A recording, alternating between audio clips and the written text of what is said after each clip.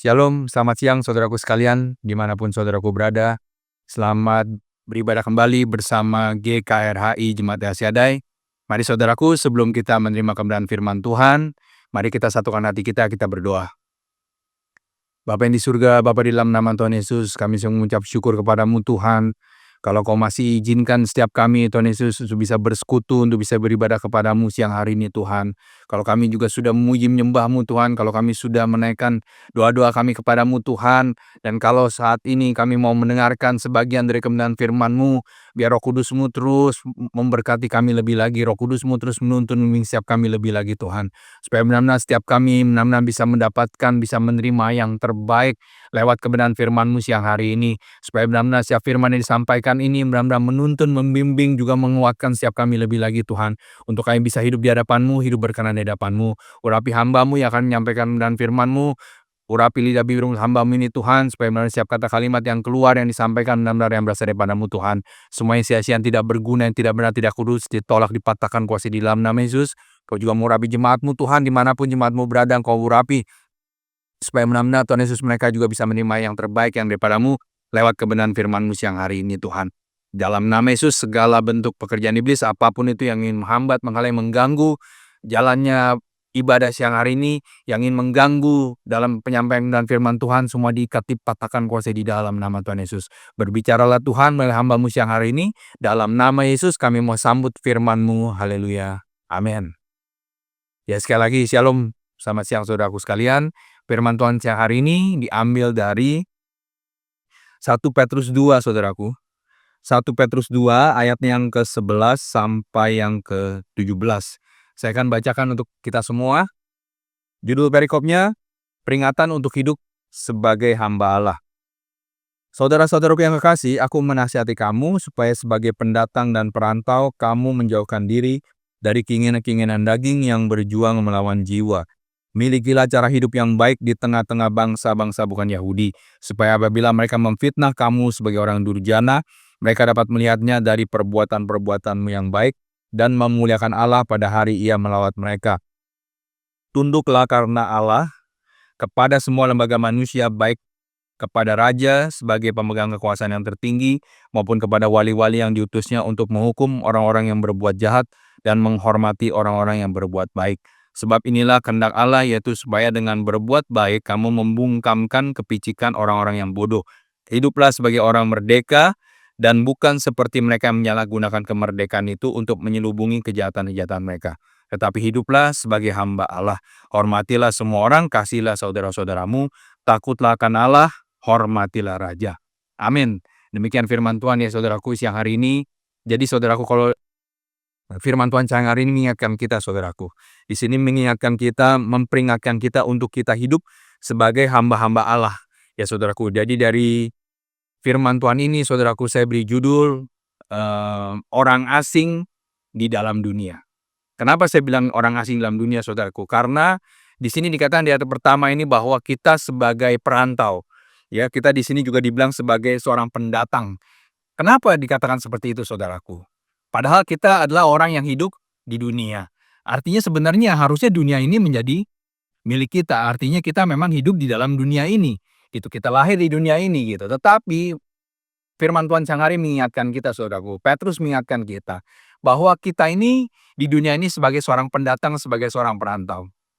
Karena ketika kita percaya kepada Tuhan Yesus, ketika kita memilih Tuhan Yesus sebagai Tuhan dan Juru Selamat kita, posisi kita sebenarnya bukan lagi sebagai warga dunia, tetapi posisi kita adalah sebagai warga kerajaan surga, gitu ya. Kita menjadi orang-orang yang sudah menjadi orang yang percaya kepada Tuhan, orang yang sudah dipilih Tuhan, meskipun kita masih berada dalam dunia, tetapi kita adalah bukan warga dunia lagi, tetapi kita adalah warga kerajaan sorga. Makanya di sini diingatkan, saudara-saudaraku yang kekasih, aku menasihati kamu supaya sebagai pendatang dan perantau kamu menjauhkan diri dari keinginan-keinginan daging yang berjuang melawan jiwa. Ya, jadi saudaraku, sebagai warga kerajaan sorga, keinginan-keinginan daging kita itu masih berjuang terus untuk membawa jiwa kita itu binasa. Ya, di sini dikatakan berjuang terus untuk melawan jiwa. Jadi kalau di sini bicara keinginan daging saudaraku, ini adalah keinginan-keinginan yang berlawanan dengan kehendak Allah. Keinginan-keinginan yang berlawan dengan keinginan roh. Makanya di sini disebut keinginan daging. Artinya keinginan yang masih bersifat hawa nafsu dunia. Ya, masih bersifat kedagingan kita. Ya, ini terus berjuang saudaraku. Ya, berjuang untuk membawa jiwa kita ini kepada kebinasaan. Ya, kalau kita lihat di Galatia 5 saudaraku, itu sudah jelas sekali. Ya, ada perbuatan daging dan perbuatan roh. Ya, di mana perbuatan daging itu adalah perbuatan-perbuatan yang membawa kepada kebinasaan. Ya, jadi di sini Petrus mengingatkan saudaraku bahwa keinginan daging kita ini, hawa nafsu duniawi kita ini, sebagai manusia itu masih terus berjuang. Artinya dia masih terus berjuang untuk bisa menaklukkan jiwa kita. Padahal di sini dikatakan kita sebagai seorang pendatang, seorang perantau di dunia, kita bukan lagi warga dunia, tapi kita sudah menjadi warga kerajaan surga. Makanya di sini dinasihati oleh Petrus dikatakan bahwa kita harus menjauhi. Ya, di sini dikatakan bahwa menjauhkan diri dari keinginan-keinginan daging yang berjuang melawan jiwa. Jadi saudaraku, memang secara manusia saudaraku, keinginan daging itu pasti ada karena kita memang hidup di dalam dunia. Dan daging kita ini masih utuh sempurna kita rasakan. Tetapi di sini dikatakan bahwa kita harus berjuang. Artinya di sini ada sebuah tantangan, artinya ada sebuah peperangan yang secara tidak langsung yang harus kita hadapi hari demi hari. Gitu ya. Kita berperang terus melawan sesuatu yang sepertinya tidak kelihatan. Jadi saudaraku, kita yang tidak kelihatan. Jadi kita harus ingat saudara bahwa firman Tuhan lain juga mengatakan bahwa peperangan kita bukan melawan darah dan daging, tetapi melawan roh-roh di udara. Jadi ketika keinginan daging kita itu begitu menguasai hidup kita, maka itu akan membawa jiwa kita kepada kebinasaan. Makanya di sini kan kita harus berjuang. Di sini keinginan daging itu berjuang untuk mengalahkan jiwa. Makanya kita juga harus berjuang. Ini adalah peperangan yang harus kita kalahkan. Artinya posisi kita itu harus mengalahkan keinginan daging kita sendiri. Makanya ini yang tadi saya bilang, ini adalah sebuah peperangan yang tidak kelihatan. Dan ini harus kita lakukan terus menerus hari demi hari. Supaya jiwa kita ini tidak mengalami kebinasaan. Ya, ini yang pertama saudaraku. Jadi di sini dikatakan bahwa Petrus mengingatkan bahwa kita harus menjauhi. Ya, banyak hal saudaraku yang tidak bisa kita lawan terus-menerus saudaraku. Tetapi di sini diingatkan bahwa kita harus menjauhi diri dari keinginan-keinginan daging yang berjuang melawan jiwa. Gitu. Jadi kita harus menunjukkan gitu ya bahwa hari-hari kita itu memang hari-hari yang sesuai dengan firman Tuhan. Hari-hari yang sesuai dengan kebenaran firman Tuhan. Itu yang harus kita pertunjukkan saudaraku. Ini yang kita harus perlihatkan hari-hari. Dan ini kita harus menjauhi. Artinya kita berjuang terus untuk bisa mengalahkan keinginan daging kita sendiri. Ya. Bahkan kalau di sini dilihat saudaraku, kita ini posisi kita di dunia ini saudaraku. Semua orang itu boleh dibilang memperhatikan kita. Ya, memperhatikan kita bagaimana cara kita bereaksi, bagaimana cara kita memperlakukan orang, bagaimana cara kita menghadapi masalah. Itu sebenarnya kita itu semua dilihat gitu. Ya, dilihat, diperhatikan gitu ya, bahwa inilah sebagai orang pendatang, sebagai warga kerajaan surga, tapi masih hidup di dunia. Inilah yang akan orang-orang perhatikan saudaraku. Ya, jadi hidup kita ini sebenarnya orang itu melihat gitu ya, bagaimana cara kita hidup, bagaimana cara kita bertindak, bagaimana cara kita melihat kesalahan orang lain, itu semua diperhatikan saudaraku. Ya, makanya di sini dibilang saudara-saudaraku yang kekasih. Gitu ya, kita harus ingat saudaraku bahwa inilah yang kita harus perhatikan. Gitu. Inilah yang kita harus tunjukkan bagaimana kita berbuat kebaikan, bagaimana kita menunjukkan sebagai warga kerajaan surga yang masih hidup di dunia. Dan ini kita harus berjuang untuk mengalahkan keinginan daging kita. Kalau keinginan daging kita, saudaraku, kita marah, kita emosi, kita meluap-luap, itu semua keinginan daging. Dulu mungkin waktu kita belum mengenal Tuhan, saudaraku. Contohnya saya sendiri, saudaraku. Ketika dulu saya belum mengenal Tuhan, itu saya begitu mudahnya meluapkan emosi saya. Begitu mudahnya saya meluapkan amarah saya. Itu begitu mudah. Tetapi sekarang begitu saya mengenal Tuhan, saya berjuang untuk mengalahkan itu. Makanya ini yang kita harus perjuangkan hari-hari.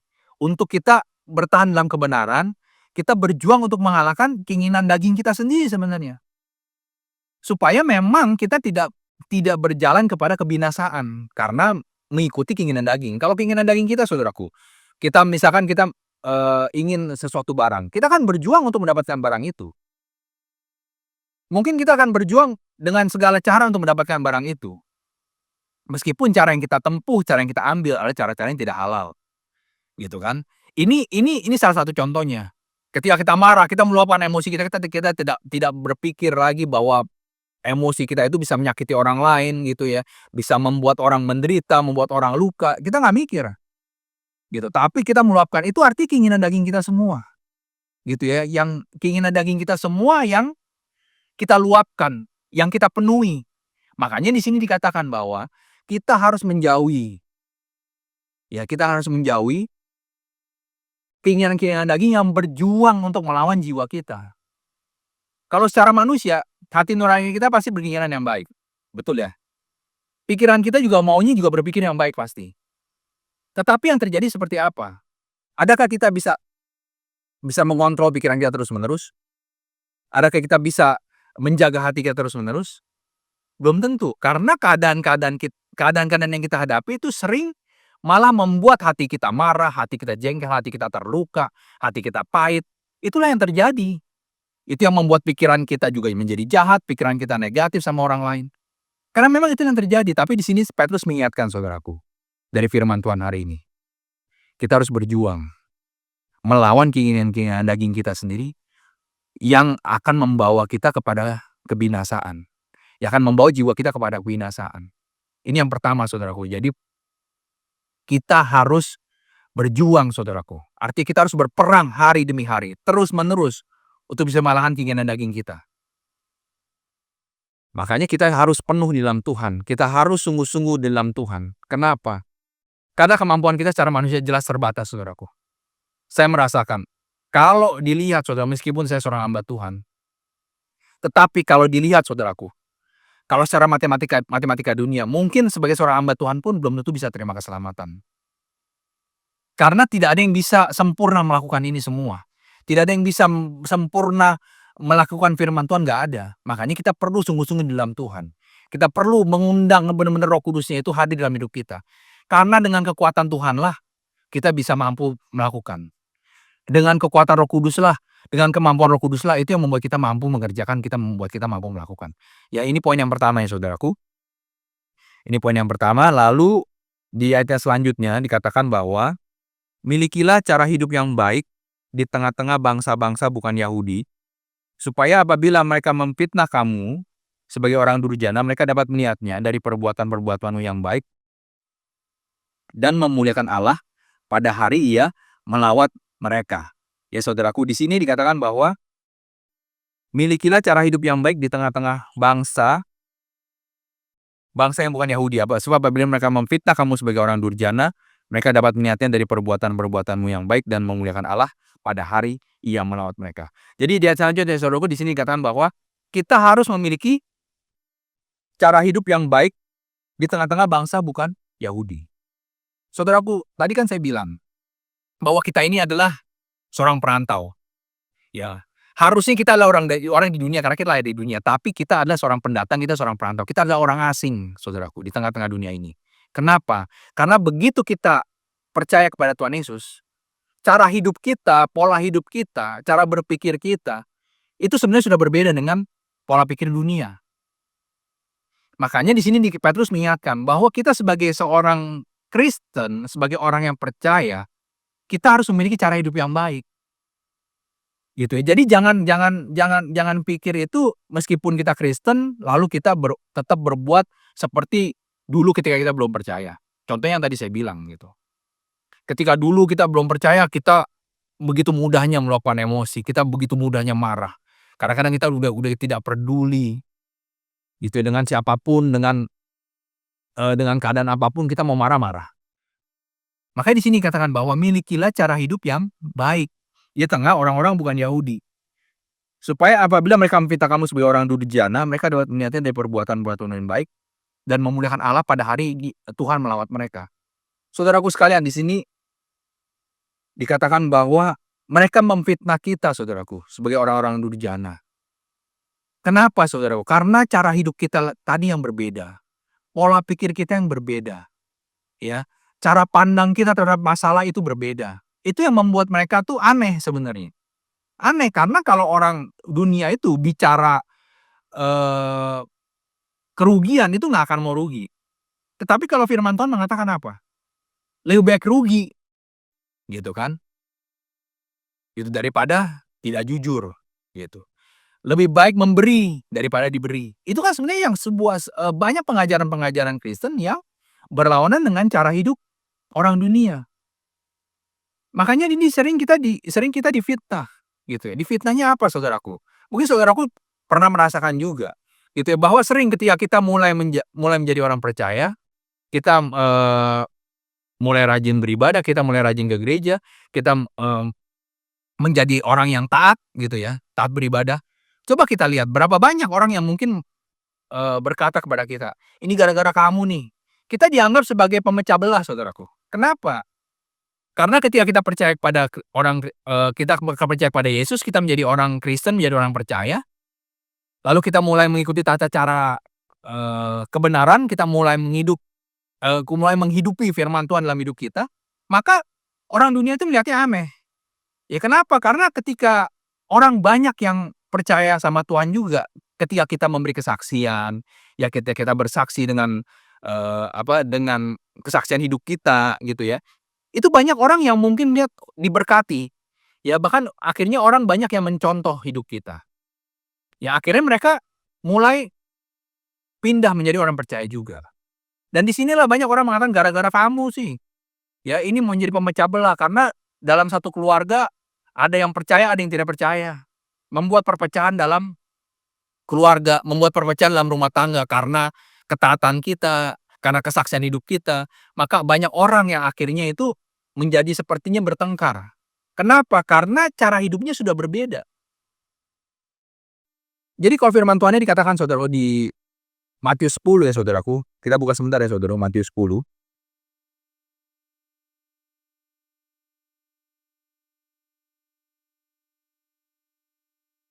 Matius 10 ya, saudaraku.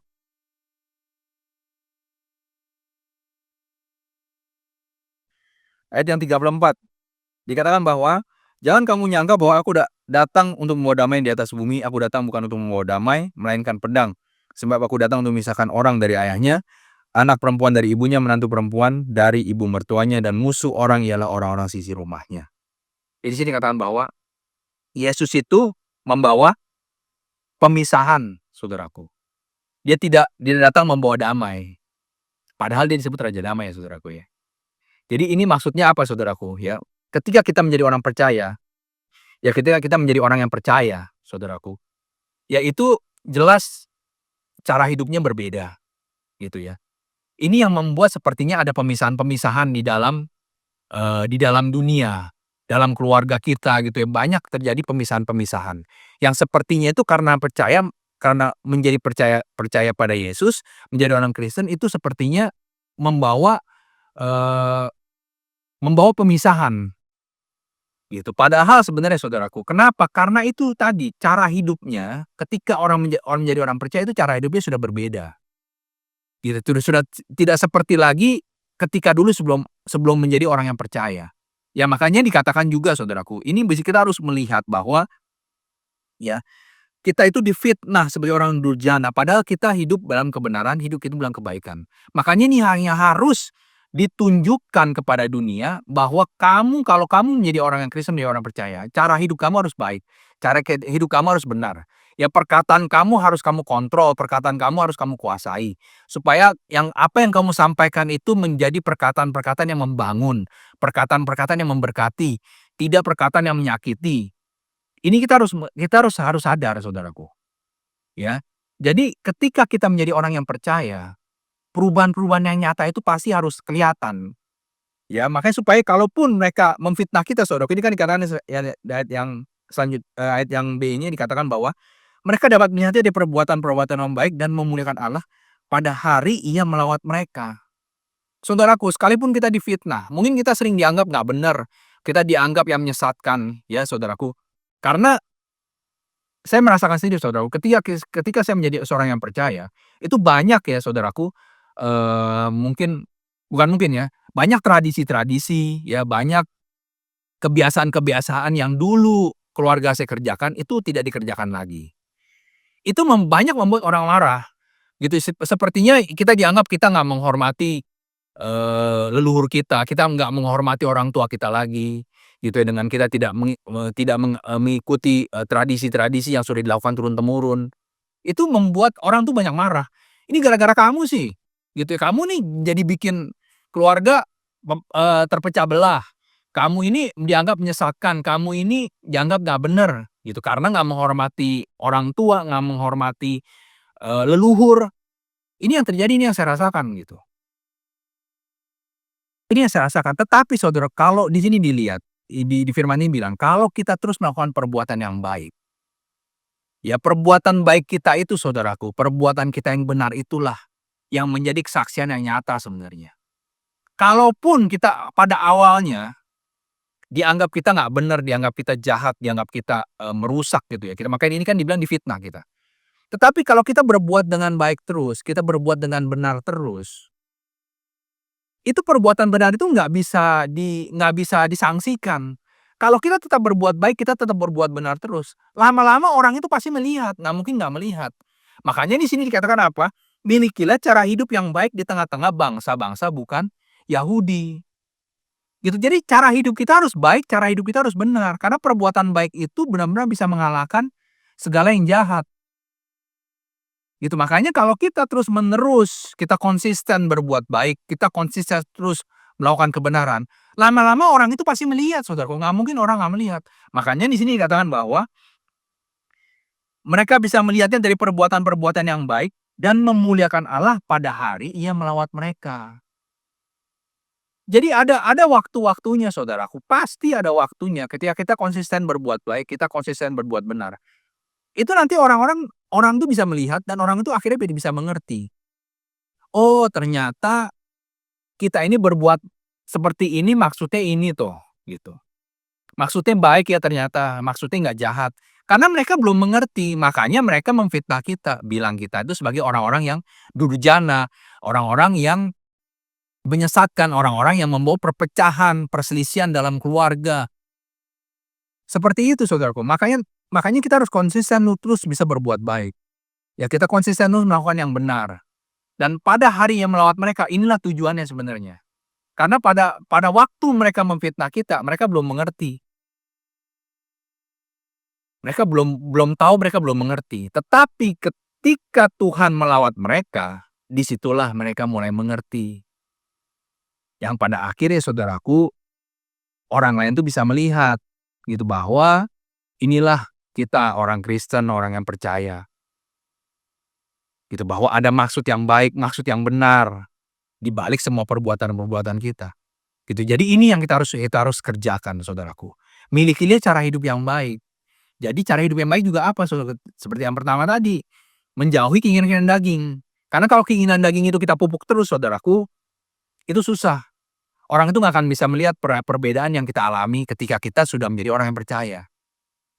Ya, jadi ini yang kita harus mengerti, kita harus sadari saudaraku bahwa memiliki cara hidup yang baik di tengah-tengah bangsa-bangsa bukan Yahudi. Ya lalu di ayat yang selanjutnya saudaraku di sini katakan tunduklah karena Allah kepada semua lembaga manusia baik kepada raja sebagai pemegang kekuasaan yang tertinggi maupun kepada wali-wali yang diutusnya untuk menghukum orang-orang yang berbuat jahat dan menghormati orang-orang yang berbuat baik. Ya di sini katakan bahwa tunduklah karena Allah kepada semua lembaga manusia. Selanjutnya saudaraku dikatakan bahwa kita harus tunduk kepada semua lembaga manusia.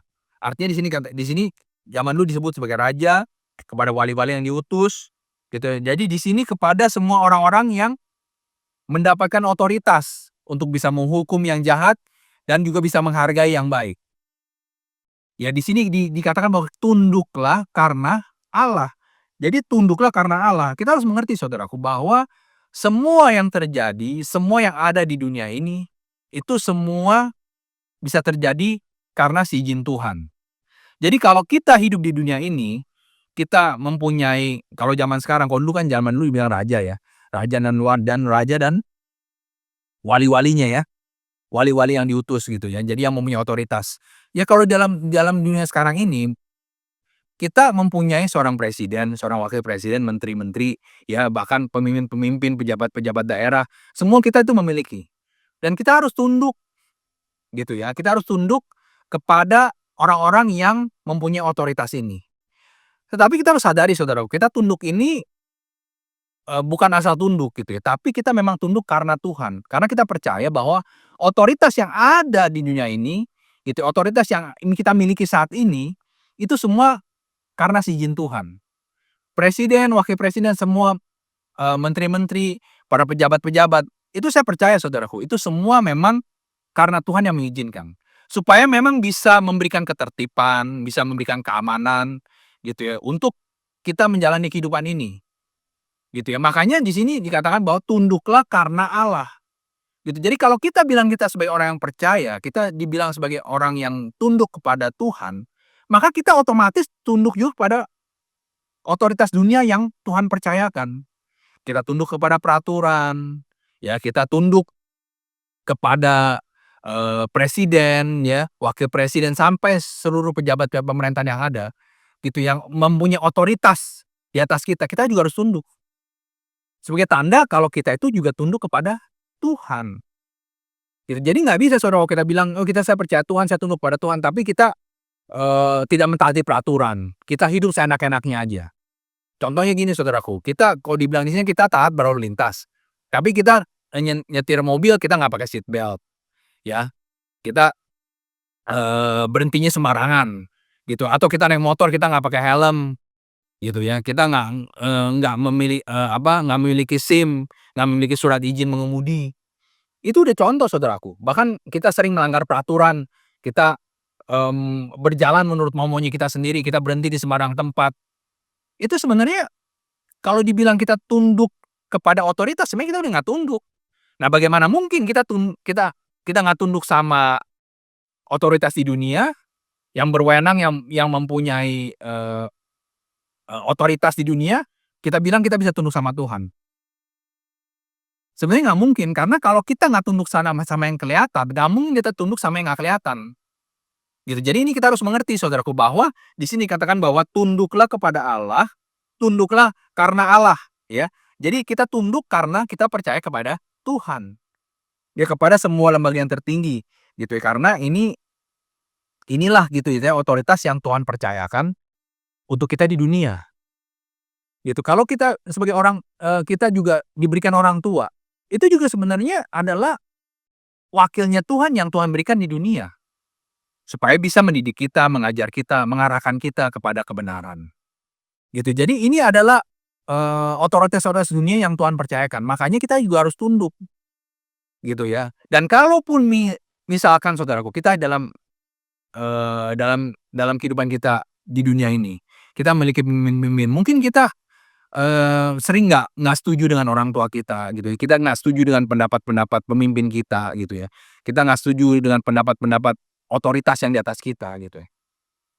Tetapi kita juga harus menghormati, artinya kalaupun kita nggak setuju gitu ya, kita boleh mengkritik gitu ya, kita boleh, menyampaikan gitu ya, keberatan-keberatan kita boleh, tetapi harus dengan cara yang hormat gitu ya, nggak dengan cara yang kurang ajar gitu ya. Bahkan kalau sekarang kita lihat saudaraku ya, berapa berapa banyak gitu ya orang-orang yang menghina, presiden, menghina wakil presiden di media sosial yang begitu luar biasa gitu ya.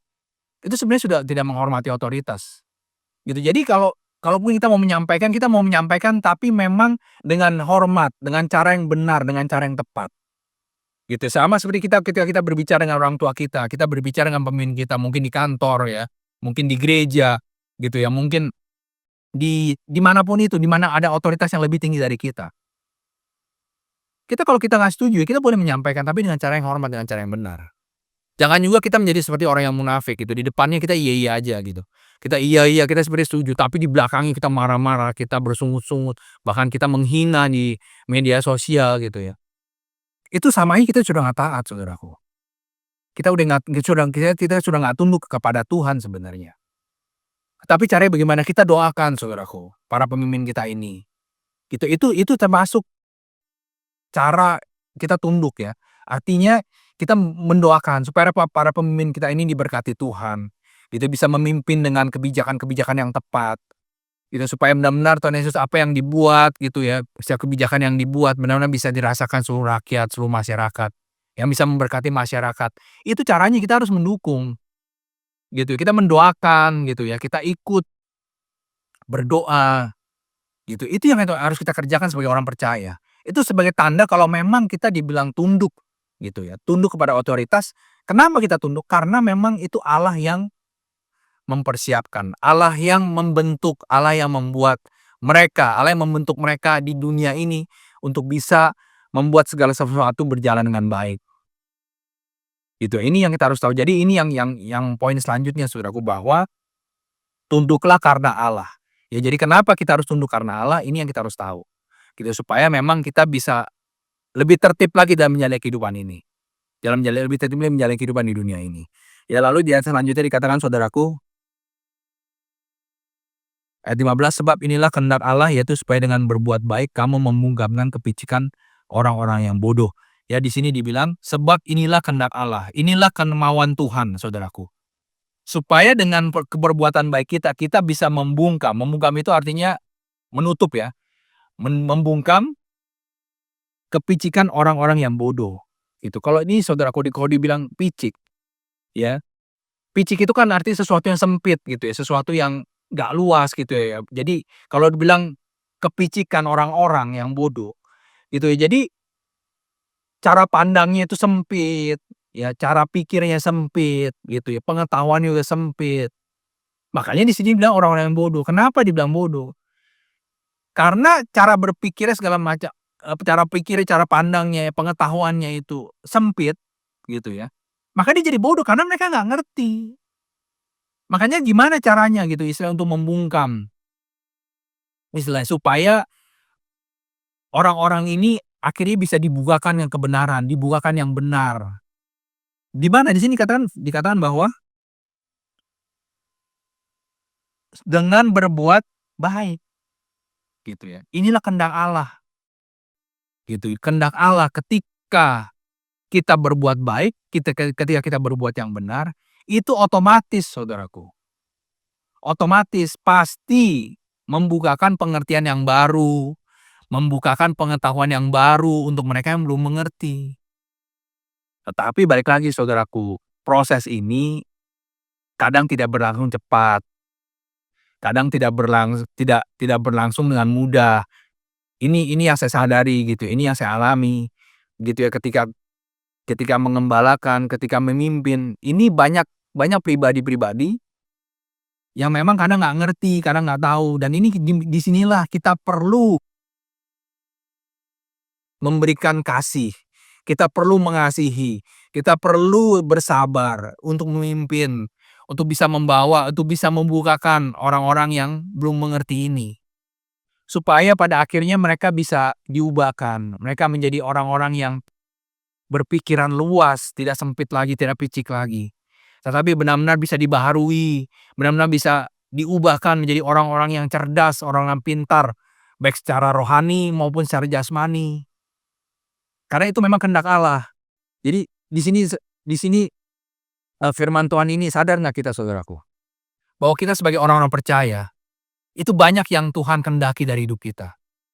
Banyak yang Tuhan mau dari hidup kita gitu, bahwa karena kita sudah mengerti, karena kita sudah menjadi orang-orang yang percaya, kita sudah diubahkan Tuhan, maka kita harus juga mengubahkan orang lain.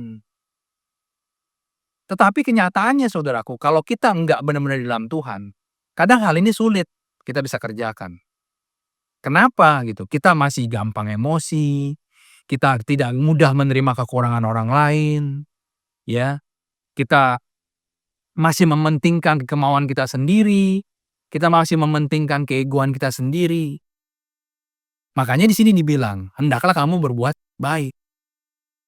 Jadi ketika kita berbuat baik, buah-buah roh itu harus muncul saudaraku dari hidup kita. Itu yang bisa membungkam orang-orang yang tidak mengerti, Saudaraku sadar nggak kalau orang namanya orang nggak ngerti ya, itu kan pasti kan cara pikir dia, cara dia berkata-kata, itu kan semuanya karena orang nggak ngerti, pasti kan berlawanan dong, sudah pasti. Sudah pasti berlawanan, dan itu kadang-kadang kalau kita nggak sabar, ya pasti kita cenderung emosi gitu, cenderung kita marah-marah gitu. Karena namanya orang nggak ngerti, tetapi di sini saudaraku kita harus sadar, mereka itu memang masih sempit, masih picik gitu ya, jadi memang harus dibukakan. Nah inilah kehendak Tuhan sebenarnya, di sini kan inilah kehendak Allah, supaya lewat perbuatan baikmu engkau membungkam, supaya perkataan-perkataan yang negatif, perkataan-perkataan yang jahat yang diberikan pada kita, yang disampaikan pada kita yang katanya tadi, gitu fitnah-fitnah sebagai orang durjana, itu lama-lama nanti berubah, otomatis berubah saudaraku, otomatis dengan perbuatan baik kita. Jadi kalau bicara kekristenan saudaraku, perbuatan baik ini nggak cuma teori. Jadi memang harus ada bukti nyata, gitu lewat tindakan, lewat perbuatan, ini harus nyata, nggak bisa cuma teori. Gitu, ini harus nyata dirasakan, nyata dilihat, nyata diterima oleh banyak orang. Gitu, makanya ini kita harus sadari gitu ya bahwa inilah kekristenan. Gitu ya, kekristenan itu bukan cuma teori, tapi benar-benar ada perbuatan tindakan nyata yang harus dikerjakan, harus dilakukan. Ya lalu ya selanjutnya saudaraku di sini katakan bahwa ayat ke-16 ya saudaraku, hiduplah sebagai orang merdeka dan bukan seperti mereka yang menyalahgunakan kemerdekaan itu untuk menyelubungi kejahatan-kejahatan mereka, tetapi hiduplah sebagai hamba Allah. Ya saudaraku di sini dikatakan bahwa hiduplah sebagai orang yang merdeka saudaraku. Kalau bicara di sini merdeka, ini merdeka di dalam Tuhan.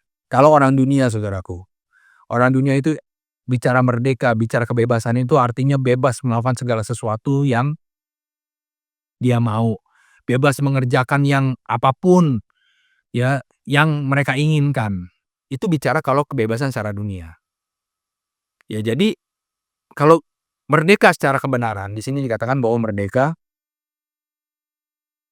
hiduplah sebagai orang-orang merdeka dan bukan seperti mereka menyalahgunakan kemerdekaan itu. Jadi kalau dalam kekristenan saudaraku, bicara kemerdekaan itu bukan kemerdekaan yang secara dunia yang seperti yang tadi saya sebutkan tadi. Tetapi kemerdekaan di dalam Tuhan, saudaraku, itu artinya ketika kita ditebus oleh Tuhan Yesus, ketika kita dibayar lunas oleh kematian Tuhan Yesus di atas salib, itu sebenarnya Tuhan Yesus itu memberikan kita kemampuan yang baru, memberikan kita kekuatan yang baru untuk bisa mengerjakan semua kehendak Tuhan, untuk bisa melakukan semua rencana Tuhan. Itu sebenarnya kemerdekaan di dalam Kristus, kemerdekaan di dalam Tuhan, kemerdekaan sebagai hamba-hamba Allah, sebagai hamba-hamba Tuhan. Itu berbeda dengan kemerdekaan secara dunia. Gitu. Kalau kemerdekaan secara dunia ya semua melakukan seperti yang mereka mau, yang apapun yang mereka inginkan. Tetapi kalau dalam Tuhan saudaraku, ini berbeda. Kita diberikan kemampuan untuk bisa melakukan segala sesuatu yang Tuhan percayakan, yang Tuhan berikan. Yang secara manusia sebelumnya, kita nggak bisa mengerjakan. Makanya di dalam Filipi ayat 13 katakan apa? Segala sesuatu dapat kutanggung dalam Dia memberi kekuatan kepadaku. Gitu. Jadi memang campur tangan Tuhanlah yang membuat kita mampu mengerjakan segala sesuatu. Ya kalau di 1 Korintus 10 juga dikatakan apa saudaraku? Segala sesuatu diperbolehkan benar, tapi tidak segala sesuatu berguna. Segala sesuatu diperbolehkan benar, tapi tidak segala sesuatu itu membangun. Artinya dalam kekristenan ya berbeda dengan merdeka secara dunia, bebas secara dunia beda dengan bebas di dalam Kristen. Memang benar segala sesuatu diperbolehkan dalam Kristen, benar. Tetapi nggak semuanya berguna, nggak semuanya membangun. Jadi kalau yang tidak membangun, yang tidak berguna, tetap kita tidak bisa kita kerjakan, saudaraku. Jadi jangan istilahnya kita menggunakan kasih karunia untuk kompromi terhadap dosa. Ya, jangan kita itu saudaraku menganggap istilahnya kepanjang sabaran Tuhan itu tidak berarti. Banyak saudaraku, berapa banyak yang kita lihat saudaraku. Kalau misalkan kita menyampaikan bahwa supaya orang bertobat, lalu orang itu bilang apa? Ya nantilah kalau saya bertobat nanti aja, kalau saya sudah saya bertobat kalau saya sudah mapan, saya sudah siap gitu ya. Itu karena seperti itu.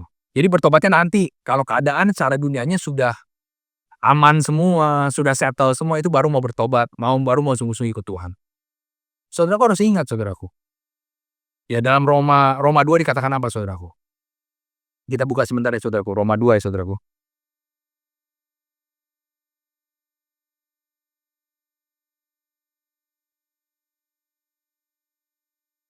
Roma 2 ayat yang keempat ya saudaraku.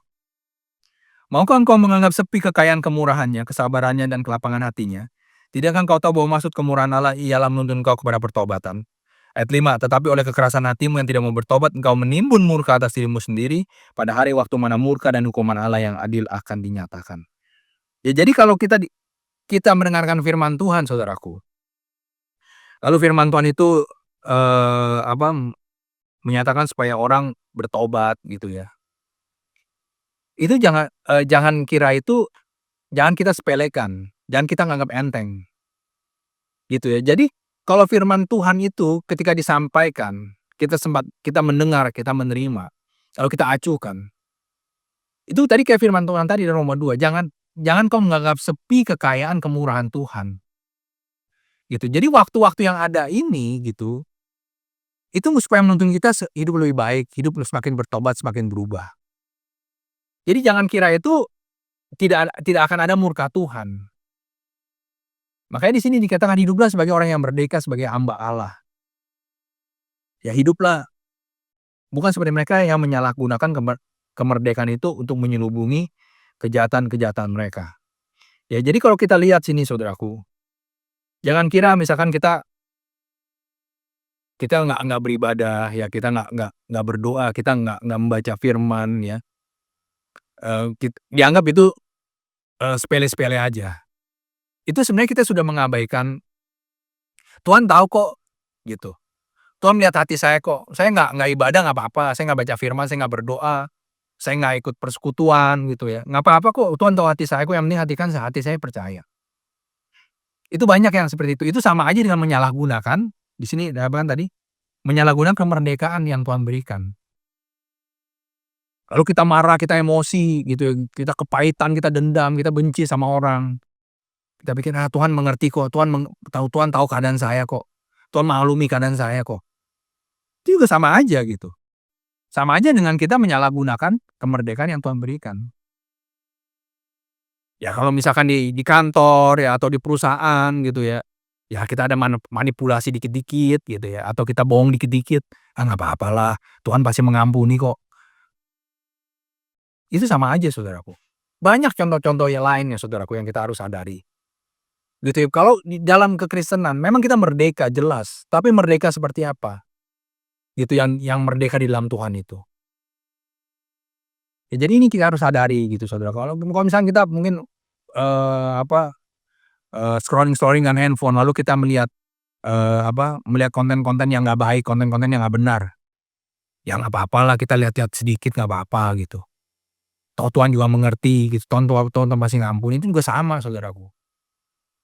Itu hal-hal yang menyalahgunakan kebebasan, kemerdekaan yang Tuhan berikan. Tapi kita harus sadari di sini gitu ya, bahwa kita merdeka itu supaya kita hidup sebagai hamba-hamba Allah. Ya di ayat yang terakhirnya ini kan di ayat 16 terakhirnya. Tetapi hiduplah sebagai hamba Allah. Sama aja saudaraku, itu kita menyelubungi, jadi kita menggunakan kasih karunia, menggunakan kemerdekaan yang Tuhan berikan untuk menyelubungi, menutupi dosa-dosa, menutupi kejahatan-kejahatan. Jadi tentang kita mengabaikan disiplin, tadi ya seperti tadi kita mengabaikan disiplin secara rohani, kita nggak perlu ibadah, kita nggak perlu berdoa. Ya Tuhan tahu kok istilahnya. Tuhan ngerti saya kok gitu istilahnya. Itu sama kita mengabaikan gitu ya. Jadi saudaraku harus mengerti gitu ya, bahwa kemerdekaan dalam Tuhan itu untuk kita supaya kita hidup sebagai hamba-hamba Allah. Bukan hamba-hamba dunia lagi. Gitu. Jadi jangan mau kita ditipu sama iblis.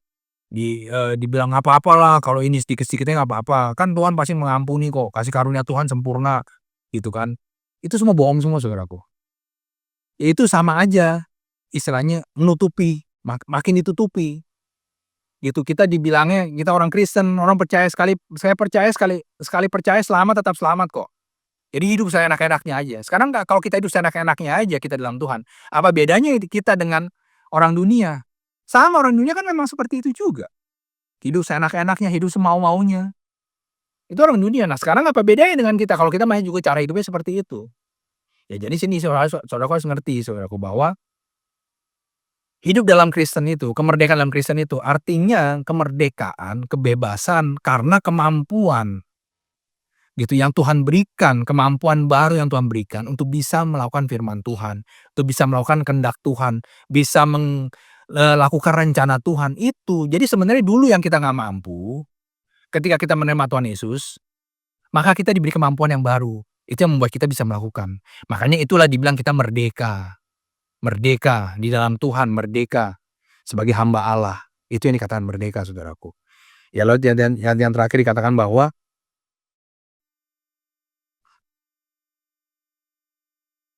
hormatilah semua orang, kasihilah saudara-saudaramu, takutlah akan Allah, hormatilah raja. Di sini sebenarnya ini yang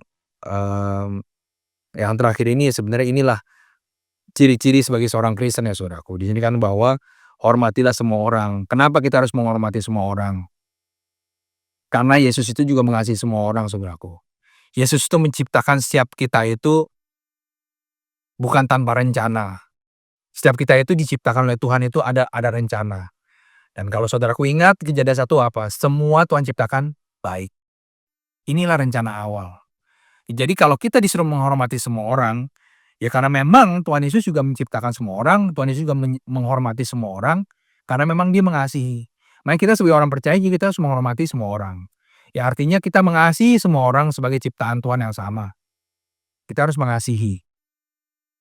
Ya jadi di sini katakan hormatilah semua orang. Jadi tidak ada perbedaan-perbedaan. Kita sebagai manusia saudaraku, kita cenderung ketika kita berhadapan dengan orang yang lebih pintar, kita bisa lebih menghormati.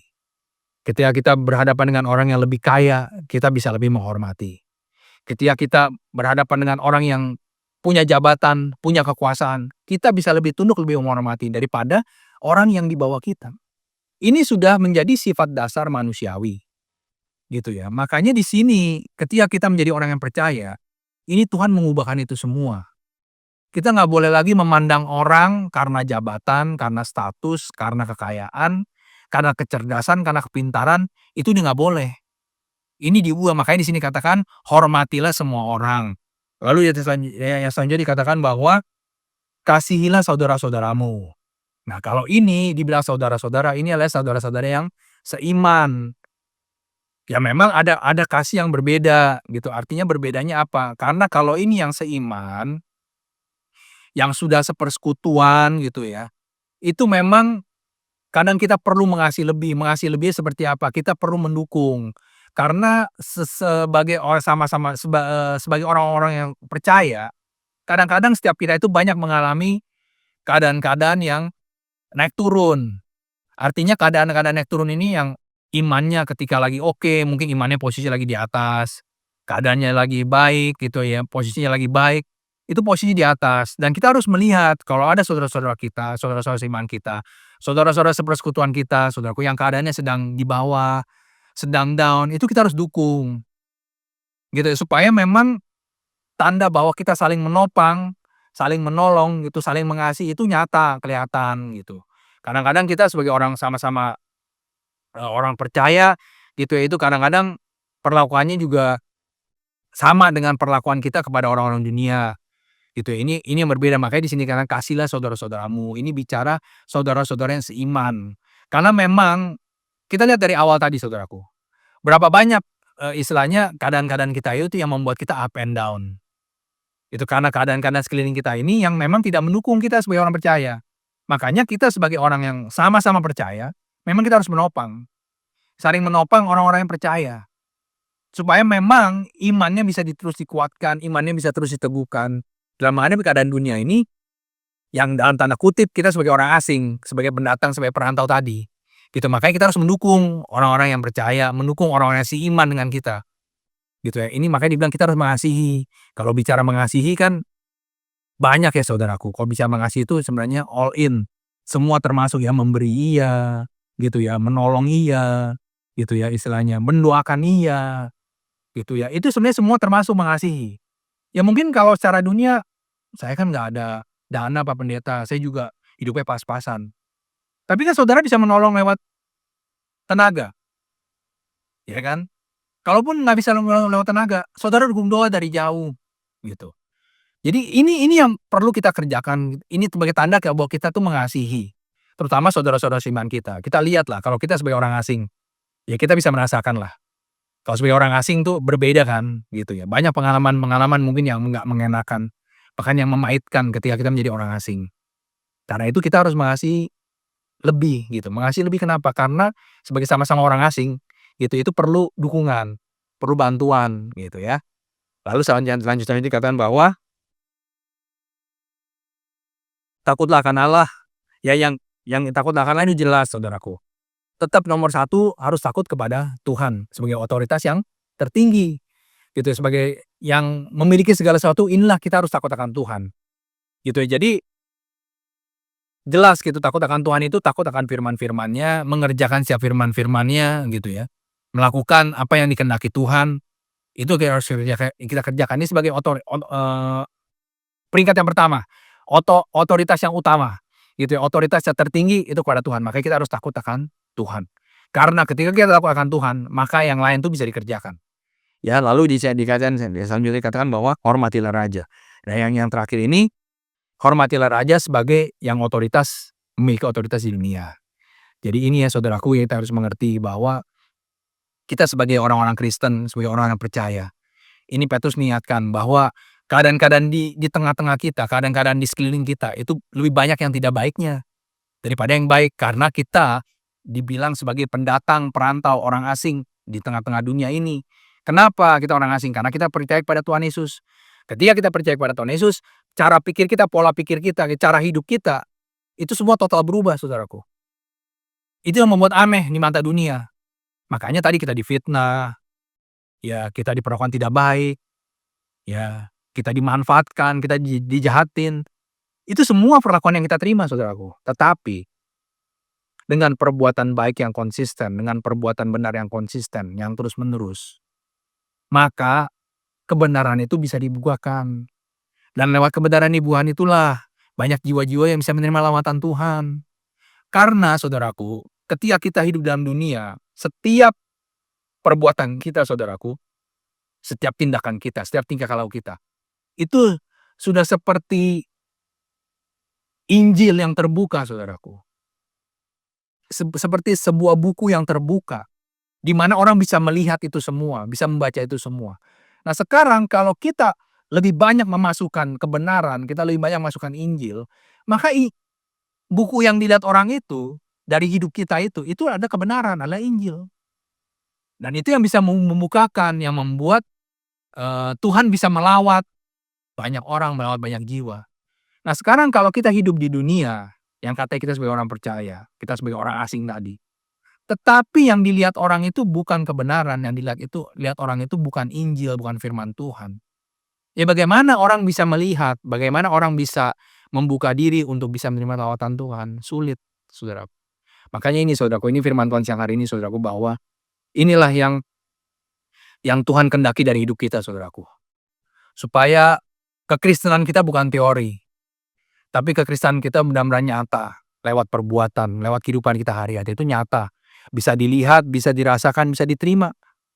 Itu orang-orang di sekitar kita. Supaya kita yang katanya orang asing, ini benar-benar orang asing yang bisa menjadi berkat bagi dunia ini. Ya demikianlah firman Tuhan siang hari ini saudaraku. Mari kita berdoa. Kami mengucap syukur Tuhan Yesus untuk firman-Mu yang sudah dibagikan siang hari ini Tuhan. Dan kalau kami juga sudah dibukakan lewat kebenaran firman-Mu ini, biarlah Roh Kudus-Mu terus bekerja, menyempurnakan setiap firman yang sudah disampaikan, menyempurnakan setiap firman yang sudah diberitakan ini Tuhan. Supaya siapapun yang mendengarkannya benar-benar bisa mendapatkan rema, bisa dibukakan lebih lagi akan kebenaran. Supaya benar-benar Tuhan hidup kami sebagai orang-orang asing yang di dunia ini Tuhan. Karena kami percaya kepada Tuhan, karena kami mengikuti kehendak Tuhan, mengikuti firman-firman Tuhan.